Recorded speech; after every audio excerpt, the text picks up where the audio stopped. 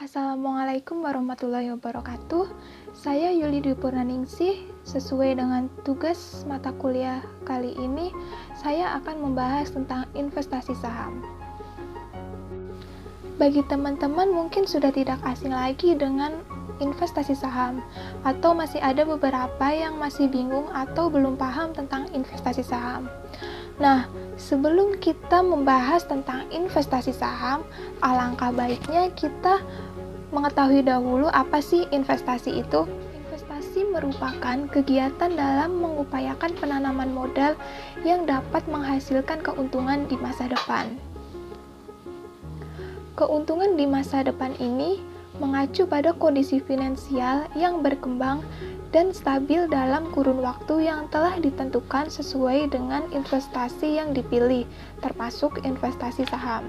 Hingga saat ini, penanaman modal dalam bentuk uang merupakan cara paling populer dalam berinvestasi. Saham adalah surat yang menjadi bukti seseorang memiliki bagian modal suatu perusahaan, atau bisa diartikan sebagai tanda penyertaan modal dari seseorang atau pihak yang meliputi badan usaha dalam suatu perusahaan atau perseroan terbatas. Uang yang kalian tanamkan sebagai modal tersebut nantinya akan dikonversikan ke dalam aset finansial yang dapat berupa saham salah satunya. Dengan penyertaan modal yang terdaftar, maka pihak tersebut berhak memiliki klaim atas kepemilikan perusahaan dan aset perusahaan.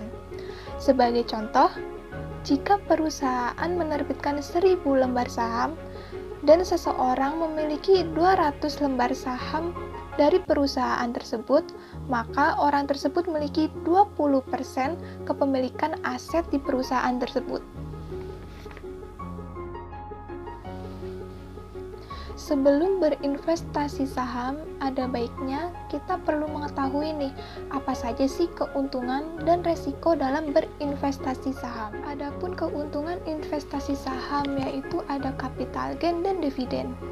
Capital gain adalah keuntungan yang didapatkan investor ketika menjual saham lebih tinggi dari harga aslinya. Sehingga bisa dikatakan capital gain adalah selisih antara harga beli dengan harga jual suatu saham. Yang kedua ada dividen. Dividen adalah pendapatan yang dibagikan kepada investor atau pemegang saham secara reguler. Keuntungan ini akan didapatkan ketika investor menyimpan saham dalam jangka waktu lama dan tidak diperjualbelikan, atau memiliki saham sebelum cumulative debt. Cumulative debt adalah tanggal penentuan bagi para investor yang berhak mendapatkan dividen dari perusahaan karena memiliki saham dari perusahaan tersebut. Selanjutnya ada resiko investasi saham, yaitu meliputi capital loss, suspend, dan likuidasi. Capital loss merupakan kebalikan dari capital gain.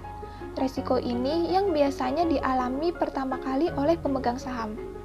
Capital loss terjadi ketika harga jual lebih rendah dibanding dengan harga beli. Lalu yang kedua ada suspend. Maksud dari resiko ini adalah saham terkena suspend atau diberhentikan perdagangannya oleh bursa efek.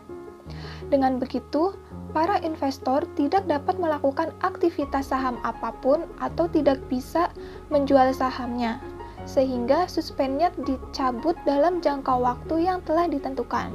Yang terakhir ada likuidasi. Resiko ini terjadi apabila sebuah perusahaan yang sahamnya dimiliki oleh investor saham tersebut dinyatakan bangkrut oleh pengadilan atau dibubarkan. Dalam kondisi ini, pemegang saham adalah pihak yang mendapatkan giliran terakhir untuk mendapatkan haknya setelah perusahaan memenuhi kewajiban kepada pihak lain. Secara teori, pemegang saham akan mendapatkan sisa dari harta yang dimiliki oleh perusahaan setelah perusahaan tersebut menyelesaikan kewajiban. Namun, apabila tidak ada sisa lagi, pemegang saham tidak akan memperoleh hasil dari likuidasi tersebut. Demikian yang dapat saya sampaikan, semoga bermanfaat. Wassalamualaikum warahmatullahi wabarakatuh.